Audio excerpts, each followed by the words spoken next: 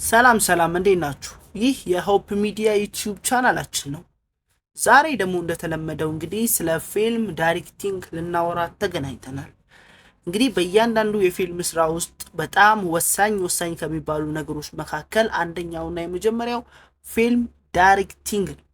ፊልም ዳይሬክተር ማለት ለአንድ ፊልም ማማርም ሆነ የተሻለ ፕሮጀክት አለመሆኑ ተጠያቂው ሆነ ተወቃሹ ዳይሬክተሩ ነው። ስለዚህ ስለ ፊልም ከመስራታችን በፊት ማወቅ የሚገባን ነገር ቢኖር የፊልም ዳይሬክተር ማን ነው፣ ምን አይነት ባህሪያት ሊኖሩት ይገባል፣ የምን አይነት ስኪል ባለቤት ሊሆንስ ይችላል የሚለውን ነገር ዛሬ እንመለከታለን። እስከ ፕሮግራማችን ፍጻሜ አብራችን ይቆዩ። እንዲህ የፊልም ትምህርቶች እንዲደርሳችሁ የዩቲዩብ ቻናላችንን ላይክ እና ሼር፣ ሰብስክራይብ በማድረግ ቤተሰብ እንዲሆኑ በቅድሚያ እንጋብዛለን።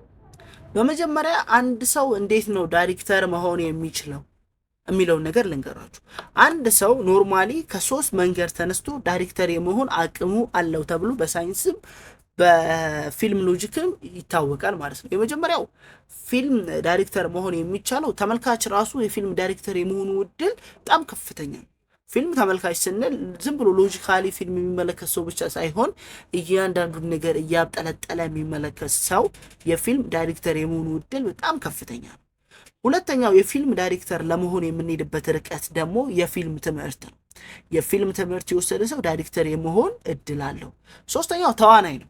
ተዋናይ በጣም የፊልም ዳይሬክተር የመሆን እድሉ በጣም ከፍተኛ ነው። ለምን እንደሆነ ልንገራችሁ። አንድ ተዋናይ ዳይሬክት ሲደረግ ሰውየው ዳይሬክት የሚያደርግበት ሜተድ ይመለከታል፣ ይረዳል። እያንዳንዱ የካሜራ አንግል ይመለከታል። ምክንያቱም በፊልም ስራ ውስጥ የሚኖረው ቆይታ ለዳይሬክተር በጣም ፐርፌክትሊ ማተር ያደርጋል። ለምን እንደሆነ ልንገራችሁ። ፊልም ዳይሬክተር ማለት በአንድ የሚወለድ ነገር አይደለም። እንደውም አንዳንድ የአሜሪካ ፊልም ዳይሬክተሮች ምን ይላሉ መሰላችሁ? አንድ ሰው ፊልም ዳይሬክት ለማድረግ ከመጀመሩ በፊት የ1 ደቂቃ የ2 ደቂቃ ኦር የ5 ደቂቃ 4 የተለያዩ ፊልሞችን ቢሰራ የተሻለ ነው ይባላል። ለምን ይመስላችኋል እንደዚህ የተባለው? ፊልም ዳይሬክተር ማለት ኤክስፒሪየንስ ነው ማለት ነው ማተር የሚያደርገው እዚህ ላይ። ቢኮዝ ዛሬ ከሰራሁት ፊልም ላይ ነገ ከምሰራው ፊልም ላይ አፕግሬድ እያሻሻልኩ ነው የሚሄደው። ምክንያቱም ፊልም ውስጥ ልምድ በጣም ማተር ያደርጋል። ኢማጅን የመጀመሪያ ፊልማችሁን አሁን እኔ እንኳን የመጀመሪያ ፊልም ዳይሬክት ሳደርግ እና አሁን ባለሁበት ደረጃ ፊልም ዳይሬክት ሳደርግ ያለሁበት ደረጃ አንድ አይደለም። ቢኮዝ ምንድን ነው ልምድ ማተር ያደርጋል ፊልም ላይ ኦር ሳምቲንግ ባይዞ ዳይሬክቲንግ ሲባል ፊልም ላይ ብቻ አይደለም። ፕሮግራሚንግ ዳይሬክተር አለ፣ የፕሮግራም ዳይሬክተር አለ። እያንዳንዱ ነገር ማተር ያደርጋል ማለት ነው። አሲዩምሊ ይሄን ነገር መረዳት ይፈልጋል። እንደነገርኳችሁ ነው። መሪ መሆን የማትችሉ ከሆነ ዳይሬክተር መሆን አትችሉ። ዳይሬክተር መሪ ስለሆነ ማለት ነው። እያንዳንዱን ነገር ፐርፌክትሊ ነው ዳይሬክት እያደረገ መረዳት ያለበት። ተዋናዮችን ሀሳቡን በደንብ ገልጾ ማስረዳት የሚችል ይሄ ማለት ይሄ ነው እያለ ተዋናዮቹ ሀሳቡን ሼር ማድረግ የሚችል ሰው ነው ዳይሬክተር መሆን የሚችለው። ሀሳባችሁን መግለጽ የማትችሉ ከሆነ ኢቨን እንኳን ከካሜራ ማናችሁ ከተዋናዮቻችሁ ከፕሮዳክሽን ውስጥ ከሚሰሩ ሰዎች ዳይሬክተር ተብለ ከተመደብ ከነሱ የተሻለ እውቀት ይዘ መገኘት አለብን። ምክንያቱም ከነሱ ያነሰ እውቀት ይዘ ከተገኘ እዛ ውስጥ ዳይሬክት የምታረገው ሰዎች እንዳለ ለአንተ ተገዢ አይሆኑም። ሐሳብህን ወደ ምስል ለማውረድ ያንተ ተባባሪ አይሆኑም። ቢኮዝ ያንተ እውቀትን ጥያቄ ውስጥ ይከቱታል። ስለዚህ ማተር ማድረግ ያለባችሁ እውቀት ላይ ነው በመጀመሪያ ደረጃ። እንግዲህ መጀመሪያ ላይ እንደተመለከትነው አንድ የፊልም ዳይሬክተር ሊኖረው ከሚገባ ሙያዎች መካከል ከሙያ አንፃር ስንመለከተው ሊኖረው ከሚገባ ነገሮች መካከል 3 ወሳኝ ነገሮች አሉ። እኒህ ወሳኝ 3 ነገሮች ምንድን ናቸው? የመጀመሪያው አንድ ዳይሬክተር ከመሆኑ በፊት ማወቅ የሚገባው ነገር ቢኖር ስለ ስዕል በጣም ማወቅ አለበት። ኢማጂኔሽኑ በጣም ከፍ ያለ መሆን አለበት።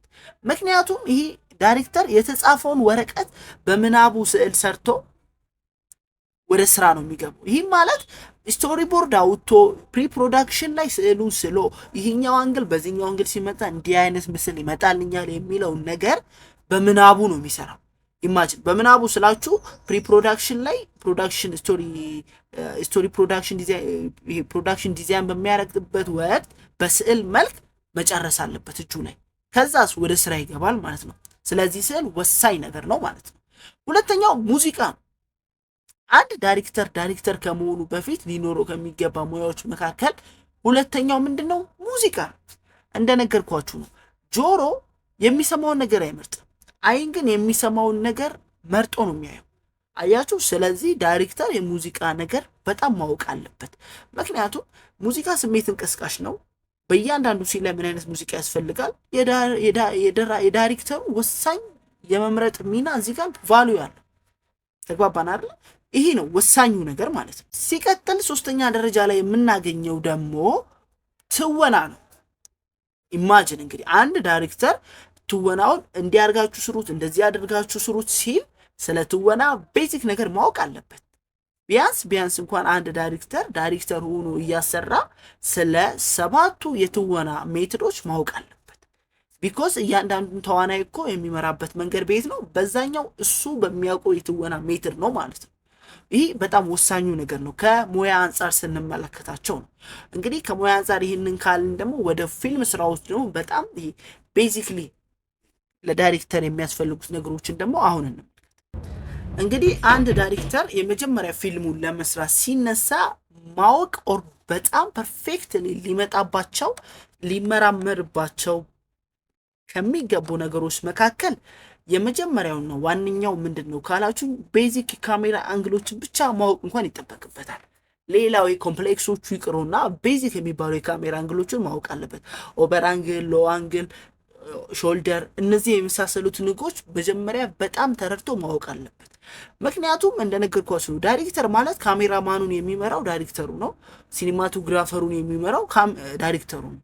ተዋናዮችን የሚመራው ዳይሬክተሩ ነው። ስለዚህ ካሜራማኑን ለመምራት ዳይሬክተሩ ስለ ቤዚክ ካሜራ አንግሎች በጣም ማወቅና መረዳት ይጠበቅበታል ማለት ነው። ይሄ ወሳኙ ነገር ነው። ምክንያቱም ካሜራ አንግሎቹን አውቆ ዳይሬክተሩ በሐሳቡ ውስጥ የፈጠረውን ቦታ ኢማጂኔሽኑን ማውረድ የሚችለው እሱ በምናቡ በሰራው ቦታ ላይ ነው ማለት ነው እንጂ አስቡት እስኪ አንድ ዳይሬክተር ስለ አንግሎች ሳያውቅ ዳይሬክት አደርጋለሁ ፊልምን ብሎ ቢነሳ የማይሆን ነገር ነው። ምክንያቱም በየትኛው ቢቀርጽ የትኛው ምስል ይመጣልኛል የሚለው ነገር ማወቅ ስለማይችል ማለት ነው። ሁለተኛ ቤዚክ ማወቅ ያለበት የሚገባው ነገር ቢኖር ስለ ካሜራ ነው። ካሜራማን ዳይሬክተርን በጣም ያግዘዋል፣ ግን ደግሞ ዳይሬክተር ካሜራማኑን የመምራት ግዴታ አለበት። ምክንያቱም በእያንዳንዱ የፊልም ስራ ውስጥ በሚበላሸው ስራ ውስጥ ተጠያቂው ካሜራማኖቹ ሳይሆኑ ዳይሬክተሮቹ ናቸው። ገብቷችኋል አይደለ? አሁን ስለዚህ ምን ብላችሁ አስዩም አድርጋችሁ መረዳት አለባችሁ። ካሜራማን በዳይሬክተር ይመራል። ገብቷችኋል? ዳይሬክተር ግን በካሜራማን አይመራም። ይህ ቤዚክሊ ካሜራማኑን እዚህ ጋር አንግል ያዝልኝ፣ በዚህኛው አንግል እንቅረጽ፣ አሁን ይሄ ኦቨር ዘ ሾልደር ነው፣ ይሄ ሃይ አንግል ነው፣ ይሄ ሎ አንግል ነው እያለ ሐሳብ ለካሜራማኑ የሚሰጠው ዳይሬክተሩ ነው። ይህንን ማድረግ ሳይችል ኮንፊደንስ ሳይኖረው ዳይሬክተር ሆናለሁ ማለት በጣም ዘበት ነው። በጣም ሶስተኛው ደግሞ መሰረታዊ ነገር ልንገራችሁ። እንደ ዳይሬክተር ማወቅ ያለበት ነገር ቢኖር ዳይሬክተር መሪ ነው። በእያንዳንዱ ነገሮች ውስጥ ኃላፊነት ወስዶ ሪስክ ወስዶ ልጆችን የሚመራው ሲኒማቶግራፊውን የሚመራው ካሜራማኖቹን የሚመራው ማን ነው? ዳይሬክተሩ ነው። ስለዚህ ዳይሬክተር ስለነዚህ ነገሮች በጣም ማወቅ የሚገባው ነገር ምንድነው? ዳይሬክተር መሪ ነው፣ ሊደር ነው ማለት ነው። ጉድ ሊደር ካልሆንክ አሪፍ ፊልም አሰራ። ምክንያቱም ፊልምን ከውጪ ሆነን ስናየው ነው ቀላል የሚመስለው። ወደ ውስጥ ስንገባ በጣም ብዙ ክሩ አለ። ካሜራማን አለ፣ ሲኒማቶግራፊ አለ፣ ተዋናይ አለ፣ ፕሮዳክሽን ማኔጀር አለ። እያንዳንዱ ሳምቲንግ 10 ኦር 15 ሰዎችን የምንመራው እኛ ነን ማለት ነው፣ ዳይሬክተሮች ነን። ስለዚህ ዳይሬክተር ምን መሆን አለበት? ቆራጥ መሪ መሆን አለበት። ገብቶቻል አይደለ? ልፍስፍስ መሪ የሆንክ የምትሄድ ከሆነ በሰዎቹ ፊት ወይንም በተዋናዮቹ ፊት ያንተን ሐሳብ የመቀበል ደረጃቸው ይወርዳል ማለት ነው። ይህንን ነገር በጣም አስዩም አድርገህ መረዳት አለብን። ወሳኙ ነገርም ይሄ ነው። በፊልም ስራ ውስጥ መሪ ማቶን ከሆነ ዳይሬክተር መሆን አትችልም። ዳይሬክተር ደግሞ ካልሆንክ ደግሞ ፊልም የሚያስጠላ ስራ ነው የሚወጣብህ ማለት ነው። ይሄ ወሳኞቹ ነገሮች ናቸው ማለት ነው።